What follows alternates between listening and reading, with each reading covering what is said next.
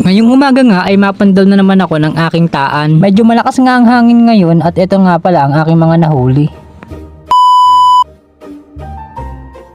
At bago nga ang lahat ng yun ay naandito na nga pala ako sa aking pinagtataanan. At ito nga una kong trap ay nakahuli ng 2 piraso. At para doon sa hindi pa nakakaalam kung para saan itong trap namin, ito nga pala ay pang kiwit. Kaya naman igat, hindi ko lang alam kung anong tawag nito sa mga ibang lugar pa. At ito nga isang trap ko ay nakakuha ng marami-rami. 4 siguro yun o 5. Hindi ko lang nabilang kung ilang piraso. Kaya naman nilagay ko kaagad sa aking lalagyan. Sa pagpanda ko nga pala nito ay naglalakad na lang ako at yung bangka iniwan ko na lang doon sa may labasan. Hindi na kasi makapasok yung bangka sa sobrang baba ng tubig. Kaya naman kahit mababa ang tubig basta nakakahuli ay nilalakad na namin. Kagaya na lang nitong isa kong trap nakakuha ng isa. Kahit nga isa lang yan basta ganyang kalaki ay ayos